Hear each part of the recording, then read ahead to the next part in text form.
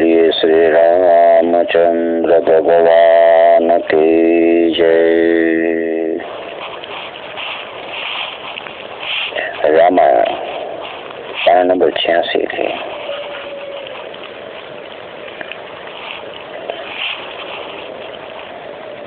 रामचंद्र भगवान की जय। बजरंग बली की जय।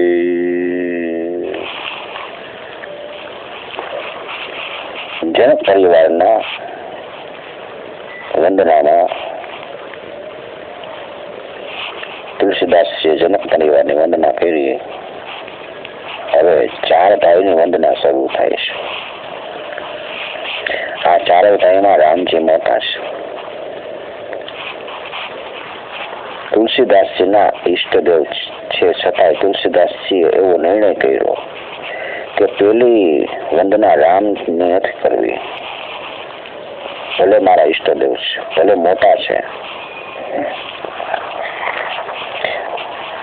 પેલી વંદના એને રામની ન કરી. પેલી વંદના બિલકુલ યોગ્ય કરી તુલસીદાસજીએ. બિલકુલ યોગ્ય ન્યાય આપ્યો છે.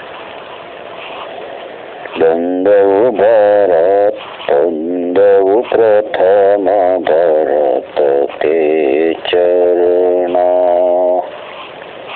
જાસુને મોવ્રત જાય ન બરણ. સૌ પ્રથમ સંત ભરતના ચરણારવિંદમાં વંદન કર્યા અને બિલકુલ યોગ્ય કહેવું.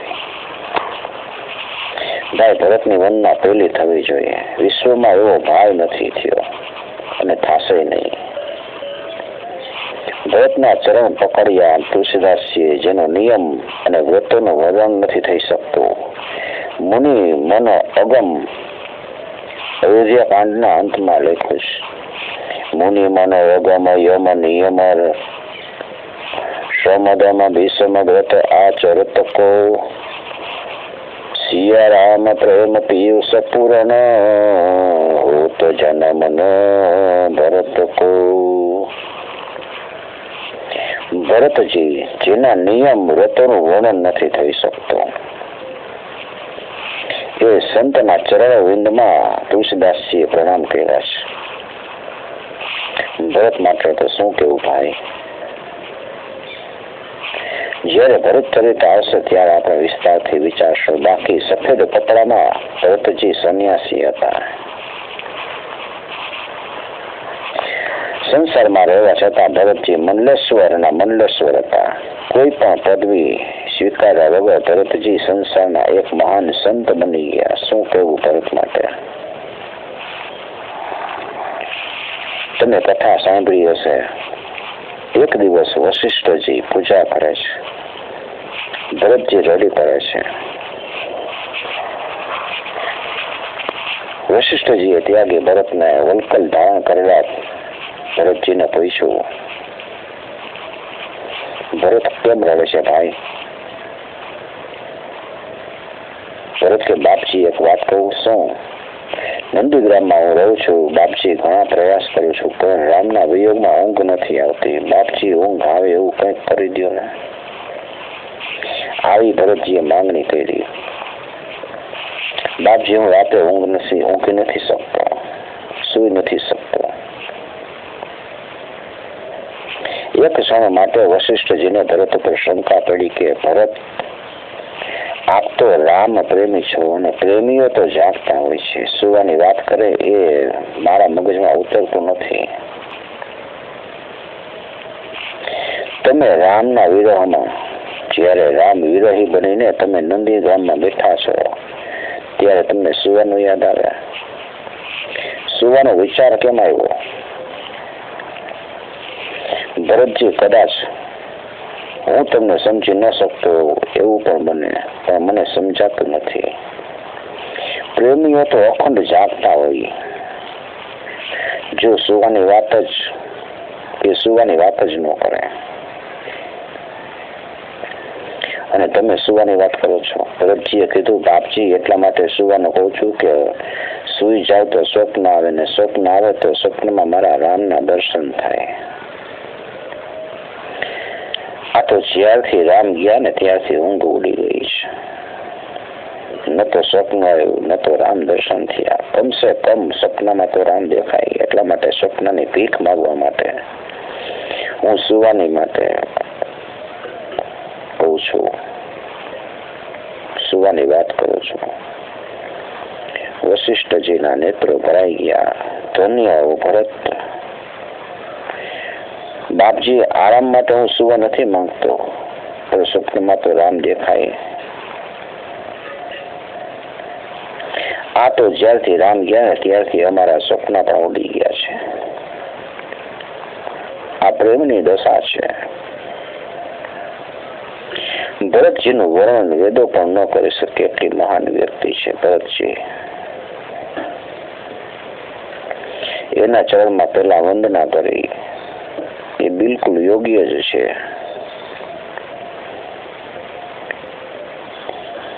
ભરત વંદના પૂરી કર્યા પછી વંદૌલછી મન પદ જલ જાતા શીતલ સુભગ ભગત સુખદાતા. બહુ સુંદર વંદના આવે છે. રામાયણના એક મહાન પાત્રની વંદના આવે છે. ગોસ્વામીજી કે લક્ષ્મણજીના ચરણ કમળને વંદન કરું છું. એ શીતલ છે, સુભગ છે, ભક્તને સુખ આપનાર છે. લક્ષ્મણજી તો આમ બહારથી બહુ ઉગ્ર દેખાય છે, પણ તુલસીદાસજી કે એ શીતલ છે.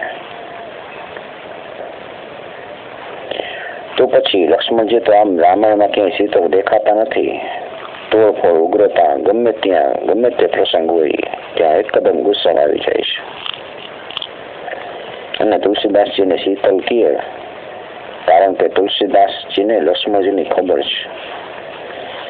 તુલસીદાસ કહે એ બહારથી ઉગ્ર છે પણ ભીતરથી બહુ શીતળ છે. તમે સંસારમાં જોજો આવું બને છે. બહારથી જે માણસ બહુ કઠોર હશે એ અંદરથી બહુ કોમળ હશે, ભીતરથી ઘણો નરમ હશે. અને પ્રસંગ આવશે ત્યારે એનું હૃદય તૂટી જશે. સમાજમાં બીજી બાજુ તમે જુઓ તો ઘણા બહારથી નરમ હોય પણ ભીતરથી તો ભગવાન બચાવે. બહારથી તમને ઘણા નરમ દેખાય પણ અંદરથી તો વાત કરવામાં. હું હંમેશા કહું છું કે બટેકો વાળું જે હોય એ બહારથી ઠંડુ હોય પણ અંદરથી બહુ ગરમ હોય. આ બટેકાવાળાનો સ્વભાવ છે. બહારથી ઠંડુ માનીને મોઢામાં નહીં મૂકશો કારણ કે અંદર બહુ ગરમ છે. નિર્ણય કરજો કે આ બહારથી ઠંડુ છે પણ ભીતર અગ્નિ ભર્યો છે. એક મહેફિલ હતી, પાર્ટી હતી અને બધા નાસ્તો કરતા હતા. એમાં બધાને બટાટા વડા પીરસાયા. એક જણને ભૂખ લાગી હતી અને એમાં બટાકા વાળાનો એને બહુ પ્રિય. હવે પ્રિય વાનગી અને એમાં ભૂખ લાગેલી એટલે આમ બટાકા વાળાને અડ્યો તો એ બહારથી ઠંડુ જ લાગ્યું પણ અંદરથી ગરમ. એને લઈને મોઢામાં મૂક્યું ને ઊભો કારણ કે અંદર તો ગરમ હતું એકદમ.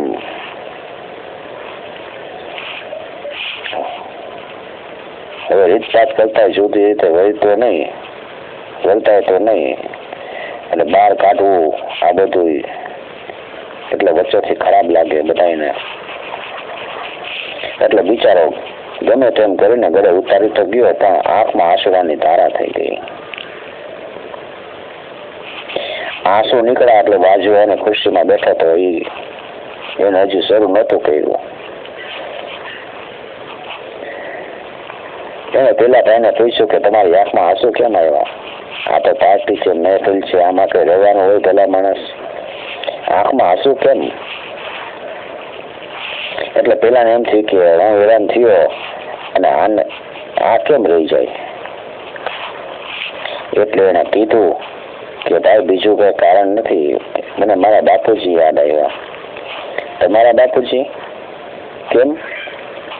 હા, મારા બાપુજીને બટાકાવાળા બહુ ભાવતા હતા. 2 વર્ષ પહેલા ગુજરી ગયા. બટાકાવાળા કરતા કરતા ગુજરી ગયા. અને આ બટાકાવાળા જોતા મને મારા પિતાજીની યાદ આવી. બાજુવાળાને એમ થયું કે લાગણીશીલ માણસ છે, એને એના બાપુજી યાદ આવ્યા એટલે આંસુ છે. બાકી આ બટાકાવાળા ગરમ હોય એનો આપણે પ્રભાવ નથી. એટલે એમ માનીને પોતાના મુખમાં બટકું વળું મૂક્યું. મૂકા ભેગી એની ઈ દશા બગડી. એની આંખમાં પાણીની ધારા શરૂ થઈ એટલે પેલો ખુશ થઈ ગયો કે હવે મહેફિલ બરાબર ની જાય નહીં. ધીમે રહીને એને બાજુવાળાને પૂછ્યું કે મને તો મારા બાપુજી યાદ આવ્યા એટલે આંસુ આવ્યો. તો તમને કેમ આંસુ આવ્યા? પછી પેલો તો ખીજાણો જોઈશે ને એના ઉપર. ધીરે રહીને કીધું કે મને મારા બાપુજી યાદ આવ્યા. મને તમારા બાપુજી યાદ આવ્યા. તમને મારા બાપુજી કેમ યાદ આવ્યા? તો એ સંબંધ નહીં આપણે કે મને એટલા માટે યાદ આવ્યા કે તમારા બાપુજી ઘણા સારા હતા, એ ગુજરી ગયા, એના કરતા તું જો ગુજરી ગયો સારું હતો, નહીં તો મારું આ દશા ન થાત. બહુ સજ્જન હતા, એ ગયા અને તું કેમ રહી ગયો અમને હેરાન કરવા માટે? લક્ષ્મણજી બહારથી ઉગ્ર છે, ભીતરથી શીતળ છે. સમાજના માણસો બહારથી શીતળ હોય છે, ભીતરથી તો ભગવાન બચાવે. ધન્ય છે અમારો સુમિત્રા નંદન દંડ છે. તુલસીદાસજી લક્ષ્મણજીની દંડની ઉપમા આપી છે. લક્ષ્મણજીને લાકડાનો દંડ કોઈ દિવસ નમે એમ જ ઉભો રહ્યા. જોનારાને તો એમ લાગે કે લક્ષ્મણજી બહુ કઠણ છે, પણ લક્ષ્મણજી અભિમાની છે, કારણ કે કોઈને નમતા નથી એવું લાગે. પણ એટલા માટે દંડ બનીને ઉભા છે કે એના ઉપર એને રામની કીર્તિની ધજા ફરકાવી છે. દંડ ભલે ઉભો રહ્યા, ભલે નમે નહીં, તોય એની કીર્તિ વધે. સર્વ રામ નામની ધજા એના ઉપર ફરકતી હોવી જોઈએ. તો દંડની પણ જગતમાં કિંમત થાય છે. માટે તુલસીદાસે કીધું છે, રઘુપતિ કીર્તિ બિમલ પતાકા દંડ સમાન ભયવું જ સતાકા. રામની કીર્તિની ધજાને ફરકાવ. રામા લક્ષ્મણજીની કુરબાનીએ દંડનું કામ કર્યું. માટે લક્ષ્મણજીના ચરણારવિંદમાં વંદન કર્યા છે. ધજા ફરકતી હોય, પણ એ ધજા ત્યાં સુધી જ ફરકતી જ્યાં સુધી દંડ સલામત હોય. જે ધજાનો દંડ પડી જાય એ ધજાની કોઈ કિંમત નથી રહેતી. રામ કીર્તિ જગતમાં ફેલાઈ ગઈ એ લક્ષ્મણના આધારે છે. લક્ષ્મણ નો વધતો કીર્તિની ધજા ન ફરકત. એટલા માટે આપણી સંસ્કૃતિમાં હજી સુધી નિયમ છે કે દંડની પૂજા કરાય છે, દંડ ધજાને વંદન કરાય છે. પૂજા હંમેશા દંડની થાય. ધજાને સલામી આપો, એને વંદન કરો, એની અદબ જાળવો, એ બધું જોઈએ. પણ પૂજા દંડની કરવામાં આવે છે. એટલા માટે વિશ્વામિત્રે કીધું છે, દક્ષિણે લક્ષ્મણો યસ્ય. પેલા લક્ષ્મણજીને બતાવ્યા. જયારે રામજીની પંચાયતની ચર્ચા થાય, રામરૂપનું જયારે દર્શન કરાય ત્યારે દક્ષિણે લક્ષ્મણો યસ્ય વામે તું જનકાત્મજા પુરાત મારુતિર્યસ્ય તમ વંદે રઘુનંદનમ. લક્ષ્મણજી એ એવું વ્યક્તિત્વ છે રામાયણનું, બીજું તો શું કહું ભાઈ. પણ દુનિયામાં એવો કોઈ ભાઈ નહીં થાય. એક ભાઈ માટે એક ભાભી માટે 14 વર્ષ સુધી જાગ્યો હોય. નિંદ્રા છોડી, નારી છોડી, મા બાપ છોડ્યા, અયોધ્યાના સુખ છોડી અને ભાઈ ભાભી માટે 14 વર્ષ અખંડ જાગ્યો. દુનિયાના ઇતિહાસમાં હિન્દુસ્તાન સિવાય બીજે ક્યાંય પણ આવો પ્રસંગ નથી. આનું આપણને ગૌરવ છે. આજે કોઈ જાગે? હા, ઘણા જાગે છે, પણ વકીલોની સલાહ લેવા જાગે છે. ઘણા ભાઈઓ જાગે છે. મને કેટલું મળે અને મારા ભાઈને કેટલું મળે અને મને કેટલો ફાયદો થાય, આના માટે જાગે છે. ધન્ય છે એના જાગરણને લાખો લાખો નમસ્કાર છે એ જાગરણને જેણે પોતાના ભાઈની સેવા માટે જાગરણ કર્યું. આ છે ભારત વર્ષનો ભાતૃભાવ. લક્ષ્મણ અતિ મહત્વનું પાત્ર રામચરિતમાનસનું છે. જ્યારે જ્યારે રામની કીર્તિની ધજાને આંચ આવી છે ને, ત્યારે એ દંડ બનીને બીજાની ઉપર પ્રહાર કરવા તૈયાર થયો છે. રામચરિતમાનસનો પ્રસંગ જોઈ લ્યો અને જ્યારે એમ લાગ્યું છે કે અહીં રામની કીર્તિને આંચ આવવાની છે, રામની સંસ્કૃતિને ખતરો છે, ત્યારે લક્ષ્મણજી જ્યારે જરાય અટકા નથી. જ્યારે સમસ્યા ઊભી થઈ, જ્યારે કોઈ વસ્તુનો નિર્ણય કરવામાં આવે, ત્યારે નિર્ણયોમાં હંમેશા લક્ષ્મણજીની મદદ લેવાય છે. લક્ષ્મણજીની મદદ લેવામાં આવી છે. મહત્વના પ્રસંગો લક્ષ્મણજી નિર્ણય કરે છે. અદ્ભુત પાત્ર છે. જ્યારે રામજી અટકી પડે ત્યારે લક્ષ્મણજી કોઈને કોઈ અંદરથી માર્ગ કાઢે. રામ અને સીતાએ લક્ષ્મણજીનું અદ્ભુત જતન કર્યું છે.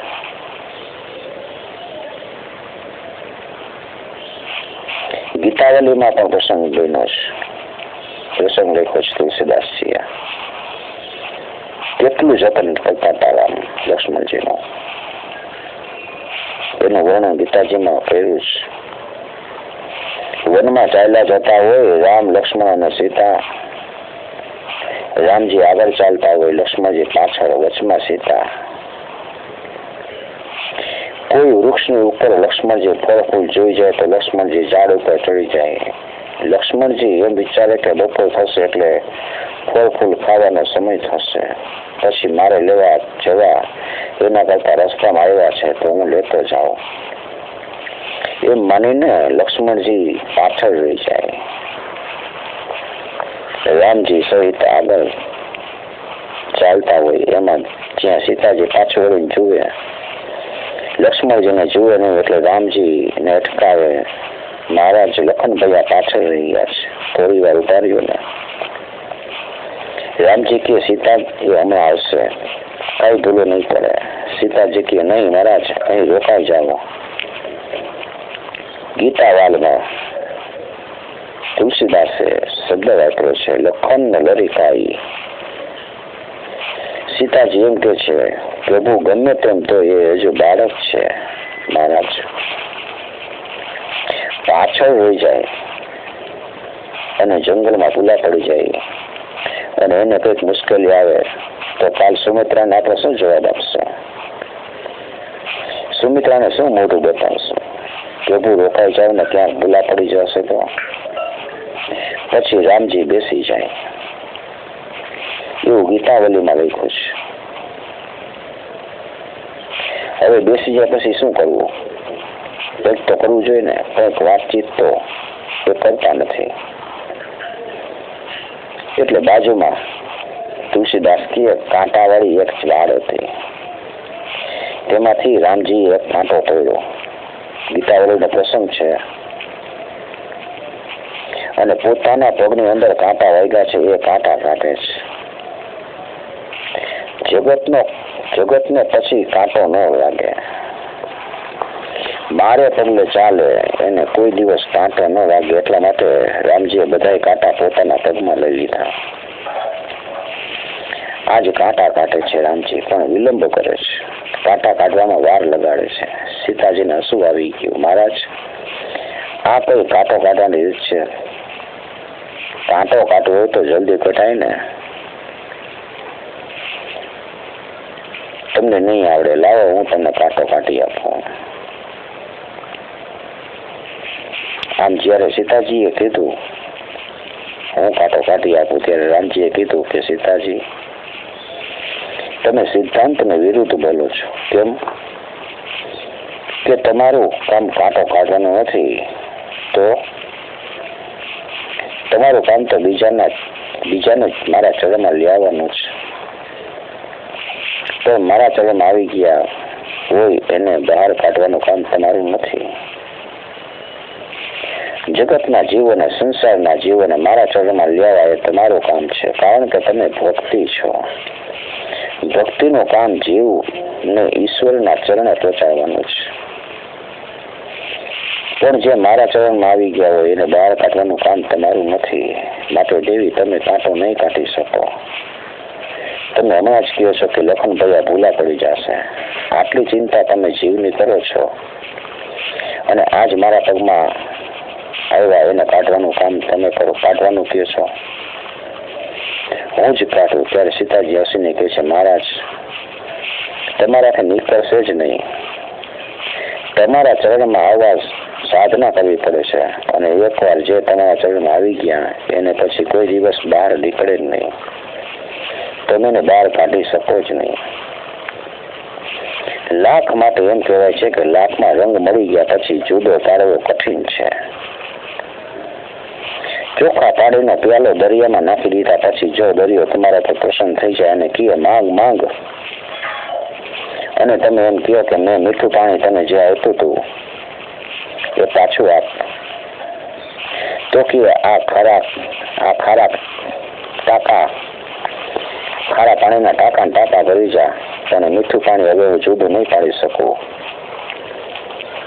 એમ ઈશ્વરમાં એકવાર ભળી ગયા પછી ખુદ ઈશ્વર પણ એને જુદો પાડી શકતો નથી. મારો કહેવાનો શું રહ્યો હતો કે લક્ષ્મણ એક એવું અગત્યનું પાત્ર છે રામાયણનું, બહુ જતન થયું છે. એ સૌમિત્રી ગુણાકરના ચરણમાં તુલસીદાસજી કહે, તમે મારા ઉપર સદાય અનુકૂળ રહ્યો. લક્ષ્મણજી ખરેખર બહુ દયાળુ છે, અંદરથી બહુ ઉદાર છે. આપણે પ્રસંગ સાંભળ્યો હશે. રામજી ચિત્રકૂટમાં બેઠા છે. એક ઘટના બને છે. આજે કઈ પ્રવૃત્તિ નથી, 3 જણા ચૂપચાપ બેઠા છે. રામજીએ પોતાના પાઠામાંથી તીર ખેંચ્યું અને એમને ખાલી રમતમાં એ તીરને ધરતીમાં અવળું ખૂંચાડી દીધું. 4-5 આગળ રામજીએ તીરને ધરતીમાં ખૂંચાડી દીધું. ખાલી અમથું સહજ, એમને કોઈ ઈરાદો નતો, ખાલી ચૂપચાપ બેઠા હતા. તો રામજીએ તીરને અવળું ખૂંચાડીને ખેંચી લીધું અને જોયું તો તીરના ભલકા ઉપર લોહી જોઈતું હતું. ભલકું લોહી વાળું થઈને નીકળ્યું. રામજીને નવાઈ લાગી કે મેં તો રમતમાં તીર અવળું કરેલું. મને એમ લાગે છે કે અંદર ધૂળમાં કોઈ જીવ લાગે છે નીચે, અને આ બાળ વાગી ગયું લાગે છે એને, એટલે લોહી વાળું ભલકું થયું છે. લખન અહીં આવતો ભાઈ, એકદમ લખન આવ્યા છે. કેમ પ્રભુ, જરા ધરતી ખોદ ભાઈ, નીચે કોઈક લાગે છે. મેં તો લખન એમને સહજ રીતે તીર અવળું કર્યું અને કોઈકની પીઠમાં વાગી ગયું છે. લોહી વાળું થયું છે. લક્ષ્મણજીએ માટી ખોદી નીચેથી એક દેડકો નીકળે છે. મેઢક. એ દેડકાની પીઠ ઉપર તીર વાગેલું, રામજીનું તીર. લોહી થઈ ગયો છે દેડકો, પણ હજી જીવે છે. રામજીને દયા આવી ગઈ. રામજીએ દેડકાને કીધું, ભાઈ મને ખબર નહોતી, મને ખબર નહીં કે તું નીચે છે. મેં તો એમને રમતમાં આવું તો ખૂંચાડેલું. જરાક આની વાગી ત્યારે તારે બૂમ તો પાડવી જોઈએ. બૂમ તો પાડવી હતી, ફરિયાદ તો કરવી હતી, તો હું તરત જ લઈ લેત. આટલું બધું તને વાગત નહીં, તારે ફરિયાદ તો કરવી જોઈએ. તું કેમ કઈ બોલ્યો નહીં? દેડકો કાંઈ બોલતો નથી. ફરી વાર પૂછ્યું તો કે ફરિયાદ કેમ ન કરી? મને તો ખબર નહીં, એટલે મેં એમ તીર અવળું કર્યું હતું. તારે કમસે કમ બોલવું તો જોઈ, છતાંય ન બોલ્યો. સીતાજીએ કીધું, જીવ બોલતો ખરો, જ્યારે બોલતો જ નથી ત્યારે રામ અને સીતાએ લક્ષ્મણને પૂછ્યું કે લખન આ કેમ બોલતો નથી? હું એને કહું છું કે ભાઈ મારી ભૂલ થઈ ગઈ છે, મેં તીર અવળું ખૂંચાડ્યું, ફરિયાદ તો કરવી જોઈએ ને, છતાં આ બોલતો નથી. લક્ષ્મણ તો નિર્ણય કરે. આ પ્રસંગે હંમેશા લક્ષ્મણનો ઉપયોગ થયો છે. શું નિર્ણય આપ્યો છે? અદભુત. લક્ષ્મણે નિર્ણય આપ્યો. પ્રભુ એ બિચારો નહીં બોલે. કેમ?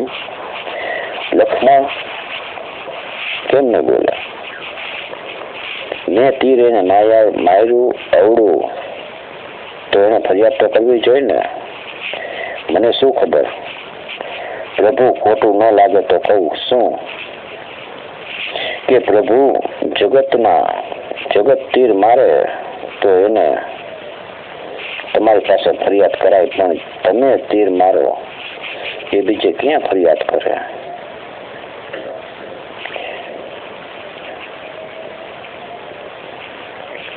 પણ જેને તમે ખુદ તીર મારો,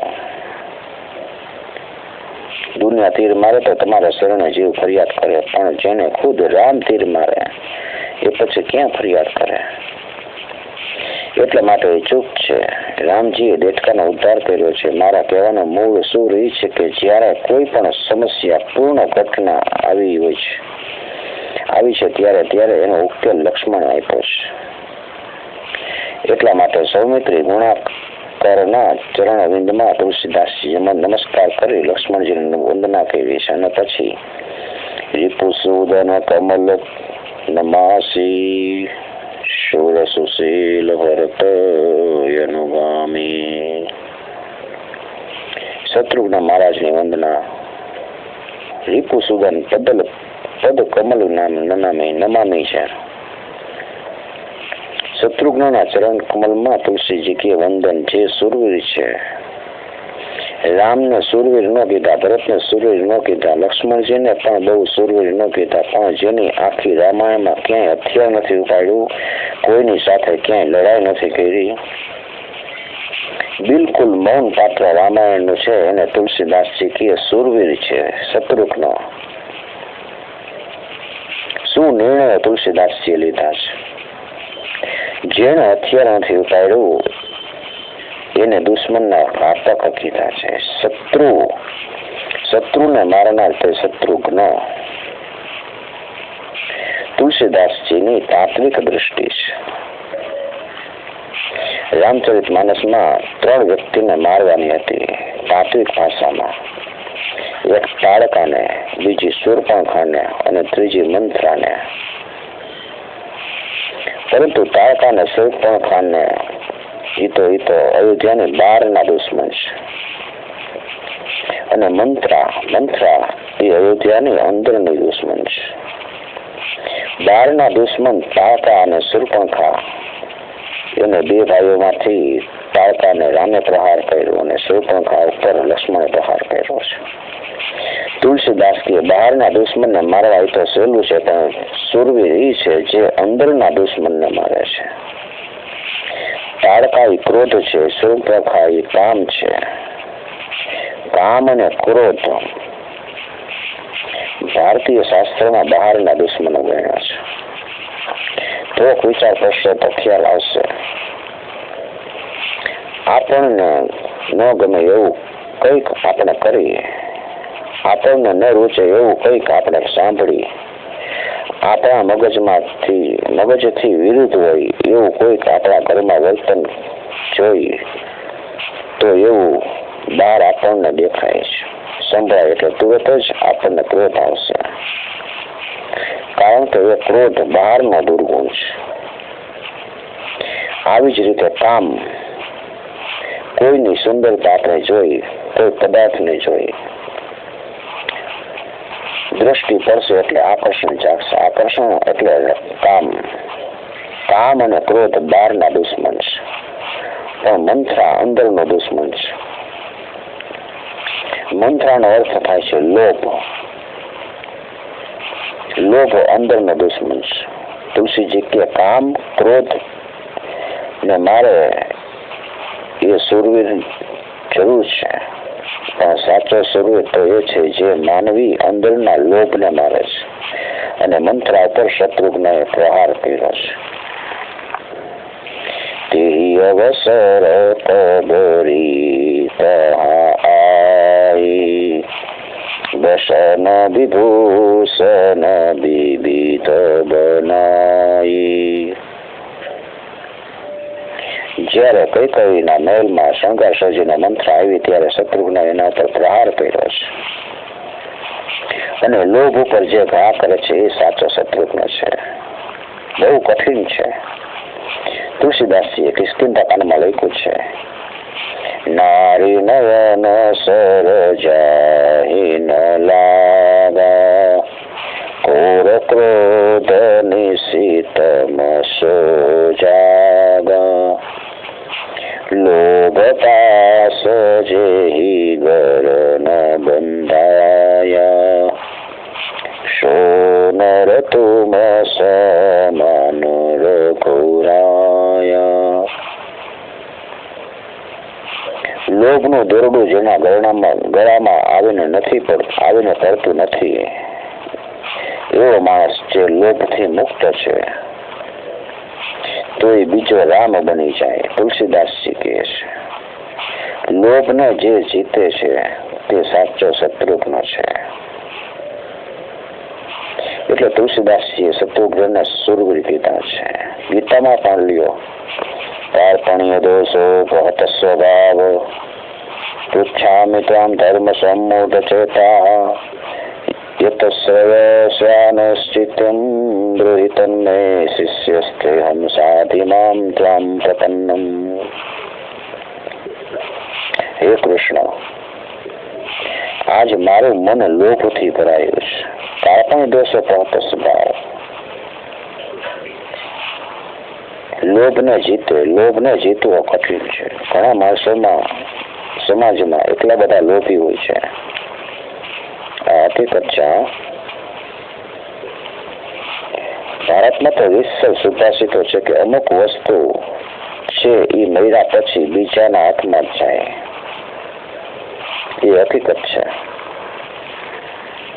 કેસરી મૂછ સિંહ હોય, એને મૂછનો વાળ એ જીવતો હોય ત્યાં સુધી કોઈના હાથમાં ન જાય.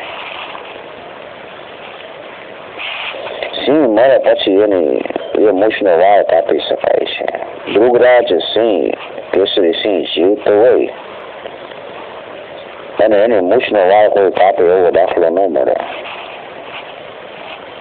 અને ભુજંગ મણી, સર્પના માથાનો મણી, સર્પ મરે પછી જ એ બીજાના હાથમાં જાય. એવી જ રીતે ખાનદાન સ્ત્રી, એનું સતીત્વ, એની ખાનદાની તાકાત નથી. એ સ્ત્રી જીવતી હોય ત્યાં સુધી એની કોઈ ખાનદાની ઉપર ઘા કરે. મૃત્યુ પામે પછી એને કોઈ સ્પર્શ કરે. સર્પનો મણી, સર્પ મર્યા પછી બીજાના હાથમાં જાય. સિંહની મૂછનો વાળ, સિંહ મર્યા પછી બીજાના હાથમાં જાય. ખાનદાન સ્ત્રીની ખાનદાની એ મૃત્યુ પામ્યા પછી એના ઉપર બીજાનો હાથ જાય. એવી જ રીતે સુભાષિતકારો કહે છે કે લોભીના પૈસા એ ગુજરી જાય પછી જ બીજાના હાથમાં જાય. એ જીવતો હોય ત્યાં સુધી એનો રૂપિયો બીજાના હાથમાં ન જાય. કંજૂસનો પૈસો બીજાના હાથમાં ન જાય. એ મરે પછી એનું જે થવું હોય થાય. બાકી જીવતો હોય ત્યાં સુધી પોતે આપે નહીં.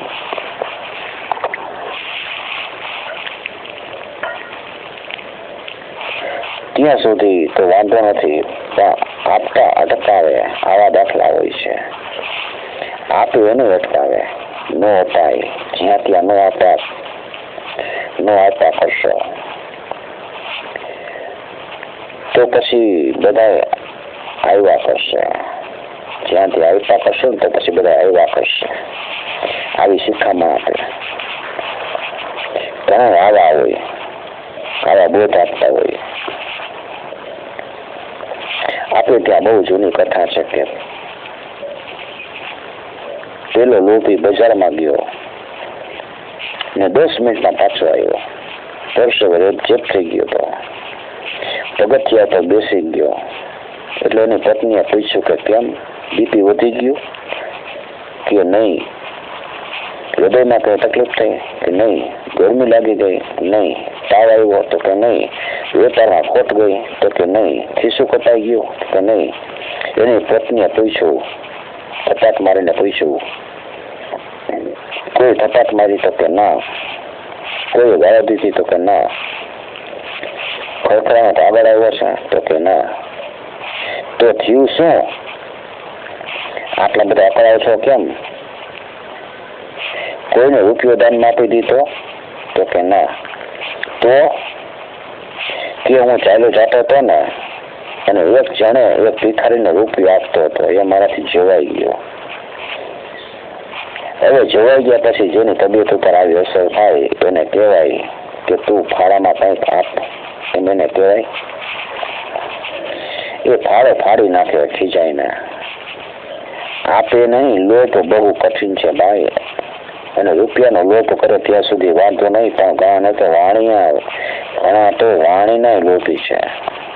વાણી સરખી નથી બોલતા, દ્રષ્ટિના લોભી છે, સંકલ્પના લોભી છે, સારી વિચારધારાના કંજૂસ છે. તુલસીદાસજી કહે છે, લોભ ઉપર ઘા કરે એ સાચો શત્રુઘ્ન છે. માટે રિપુસુદન પદ કમલ નામી સુર સુશીલ ભરત અનુગામી. ભરતના અનુગામી શત્રુઘ્નની વંદના કરી. અને પછી હવે મહત્વની વંદના આવશે હનુમાનજીની. હનુમાનજીની વંદના આવતીકાલે. બોલીએ શ્રી રામચંદ્ર ભગવાન કી જય. પાના નંબર 95 સુધી. હનુમાનજી મહારાજ કી જય. ઓમ નમઃ પાર્વતી પતये.